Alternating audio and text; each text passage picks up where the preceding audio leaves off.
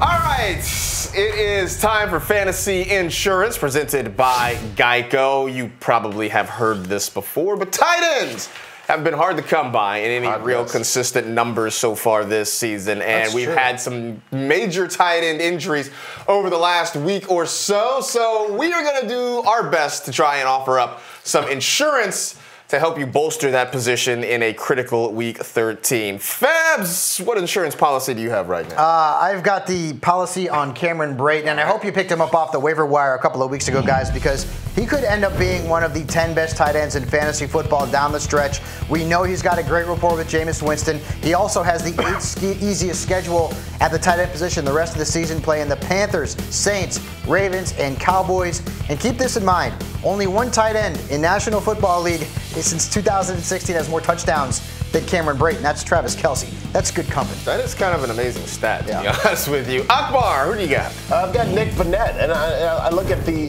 matchup going up against the 49ers. I think it's a pretty good one. Yeah, I know his numbers haven't really been there, but when you look at what he's done, he's had a receiving touchdown in 2 of the last 4 games. Again, averaging very, very low fantasy point per game, but look, matchup base is what you want to go, especially when you look at a position that has just been decimated by injuries, lack of production, so on and so forth. I got my eye on Nick Burnett. I think he could be a sneaky one.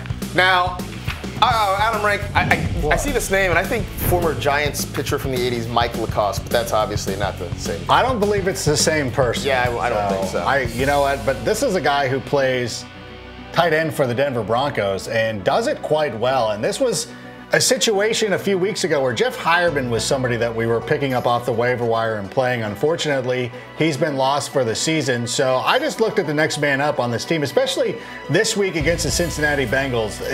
They're last. The Bengals are last in seemingly every defensive category, and the ones where they're not last, they're second to last. So this is one that I feel pretty comfortable with going forward.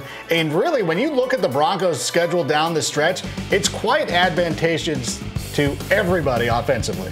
Well, I'm going to give you some insurance just possibly for week 13, and I'm going to make the foolhardy decision to wade into the Ravens tight end waters and give you Mark Andrews. Now, statistically, he is the tight end on this roster that has seen the most usage. He's been the most productive so far, and Lamar Jackson is actually targeting tight ends more than 25% of the time since he has become Baltimore starter the last couple of weeks. I know it's a little bit of a dart throw because, as I mentioned, Ravens tight ends have been hard to figure, but this one seems sort of like kind of a guided dart throw at least. At least your eyes are open and you're looking at the board a little bit. So here you go. So if you're needing a tight end, Mark Andrews in deep leagues especially could be a guy to help you out a little bit.